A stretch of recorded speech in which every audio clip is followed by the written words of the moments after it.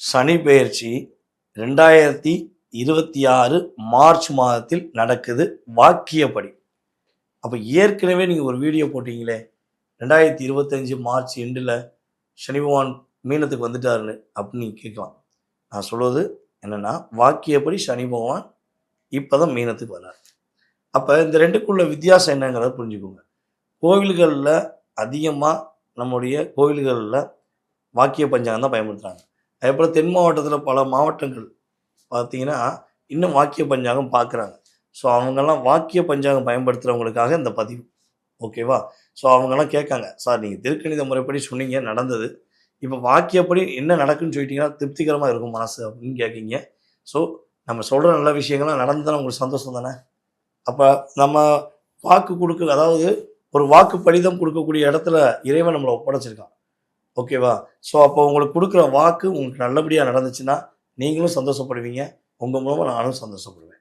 So அதற்கான சனி பகவான் வாக்கியப்படி 2026 March 6ஆம் தேதி உங்களுடைய வாழ்க்கையில் என்ன மாற்றத்தை கொடுக்க போகிறார், என்னென்ன விஷயங்களை முன்னேற்றத்தை கொடுக்க போகிறார், நீங்கள் எதில் கவனமாக இருக்கணும், எப்படி நடந்துக்கணும் அப்படிங்கிறத பற்றி நம்ம வீடியோவில் ஃபுல்லாக சொல்லியிருக்கேன். ஸோ ஸ்கிப் பண்ணாமல் வீடியோ ஃபுல்லாக பாருங்கள். உங்களுடைய வாழ்க்கையில் எல்லா வளமும் பெற்று நீங்கள் மகிழ்ச்சியாக வாழ்வீங்க.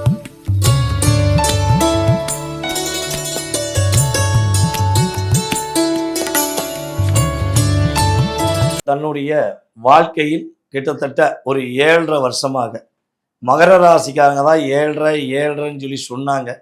ஆனால் அதில் அதிகமாக பாதிப்படைஞ்சது நாங்கள் தாங்க. கடகராசி அதுக்கு பஞ்சம் இல்லைங்க. எங்கள் வாழ்க்கையில் ஒரு 7.5 வருஷமாக நிம்மதியை தேடிக்கிட்டு இருக்கோம்.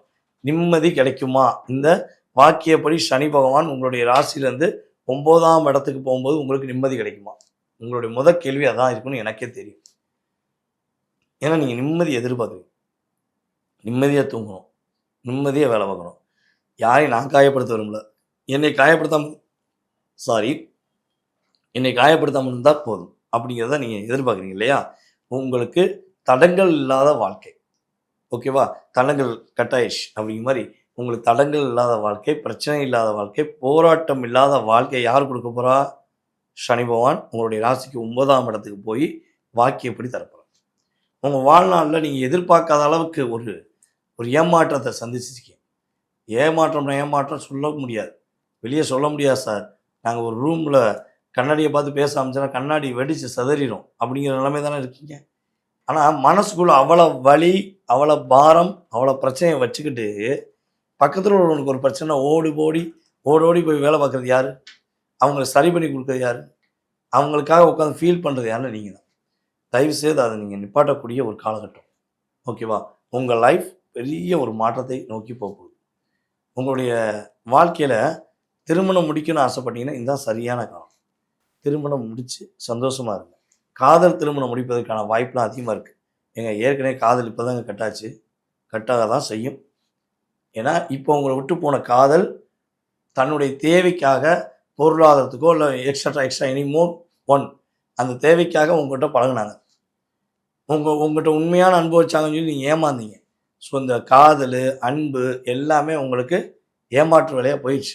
ஆனால் இப்போ உங்கள் கூட இருக்கிறவங்க, இனிமே உங்களுடைய லைஃப்பில் வரப்போகிறவங்க உங்கள் லைஃப்பில் ஒரு பெரிய டேர்னிங் கொடுப்பாங்க.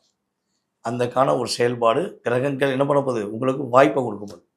உங்களுக்கு ஷார்ட் அண்ட் ஸ்வீட்டாக சொன்னால் 7.5 உங்களுக்கும் விலகுது, புரியுதா? 7.5 உங்களுக்கும் விலகுது. எல்லா விஷயங்களிலும் வெற்றி. முயற்சி எடுத்தீங்கன்னா தன்னம்பிக்கையோடு எடுங்க. பொருளாதாரம் விஷயங்களில் இப்போ வட்ட சிக்கல், கவலை, துன்பம்லாம் இன்னுமே விலக போகுது. குடும்பத்தோட்டு பிரிஞ்சுட்டேங்க, என் குடும்பம் என்னை புரிஞ்சுக்கிறவே இல்லை அப்படிலாம் நீங்கள் ஃபீல் பண்ணுறீங்க. ஏன்னா கடகராசிக்காரங்க பொதுவாகவே அம்மா மாதிரி. அம்மா ஒரு குழந்தைக்கு கெட்டது பண்ணுவாங்கன்னு பண்ண மாட்டாங்க. அது மாதிரி கடகராசிக்காரங்க மேக்ஸிமம் பார்த்தீங்கன்னா நீங்கள் எந்த ஒரு எதிர்பார்ப்பு இல்லாமல் பழகி வீணாக போயிட்டீங்க. அப்போ இனிமேலாவது உங்களுடைய குடும்ப நலனுக்காகவும் உங்களுடைய எதிர்காலத்துக்காகவும் வாழ கற்றுக்கோங்க. உங்களுடைய வாழ்க்கை சிறப்படையக்கூடிய ஒரு இனிமையான தருணம் இந்த காலம். இந்த காலத்தை நீங்கள் பயன்படுத்திக்கணும், புரியுதா உங்களுக்கு? அதில் பொருளாதாரத்தில் உள்ள தடை விலக போகுது. கடன் பிரச்சனை மீண்டு வர போகிறீங்க. புதுசாக மட்டும் கடன் வாங்கிறாதீங்க. நான் திரும்பியும் சொல்லுவேன், கடன் பிரச்சனை மீளுவதற்கான வாய்ப்பையும் கொடுக்காரு, உங்களை தூண்ட விட்டு புது கடனை வாங்குறதுக்கான சூழ்நிலையும் கொடுக்காரு. ஸோ இதை நீங்கள் எதை பண்ண போகிறீங்க? ப்ளஸ்ஸா மைனஸா? ப்ளஸ்ஸாக தானே பண்ணணும், ஏற்கனவே நிறைய மைனஸ் பண்ணியாச்சு, போதும். ஓகேவா?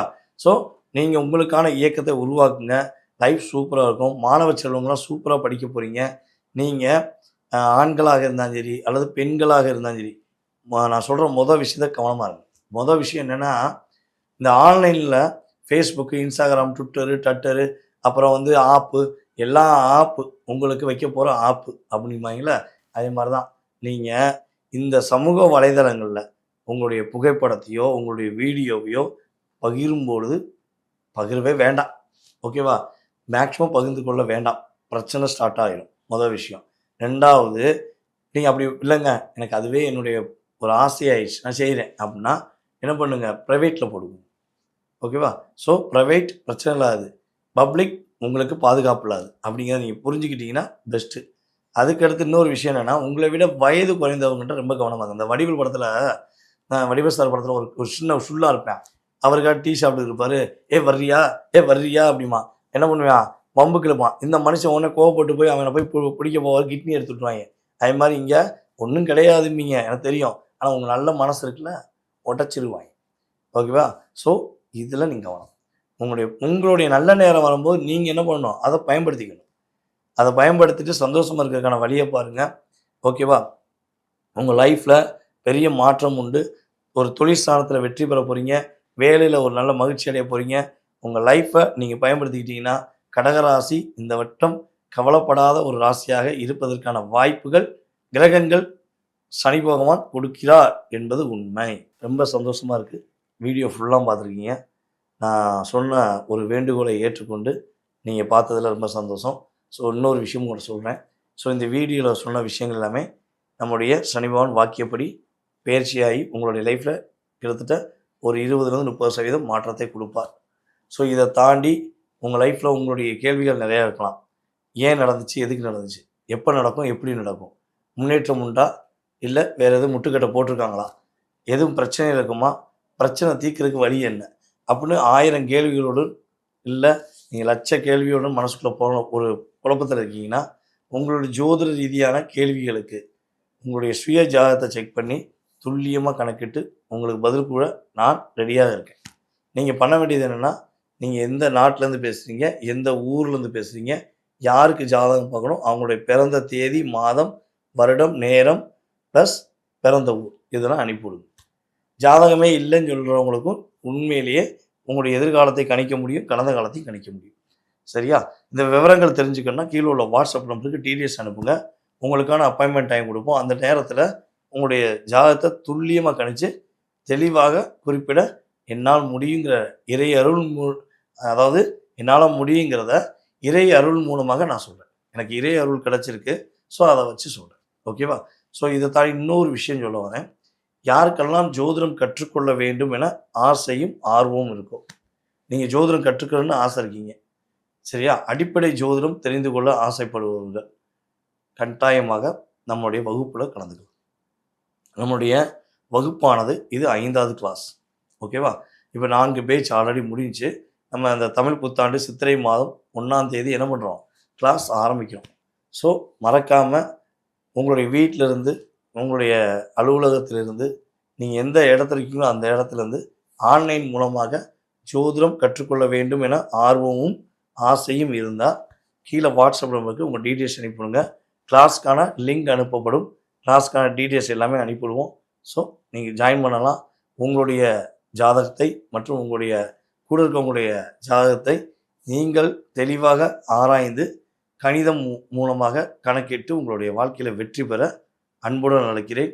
வாய்ப்பளித்த நல்ல உள்ளங்கள் அனைவருக்கும் என்னுடைய மனதார நன்றியை கூறி தற்போது விடைபெறுகிறேன். நான் உங்கள் வாழ்க நலமுடன் ஜோதிடர் டிஜே சுந்தரபாண்டி. நன்றி.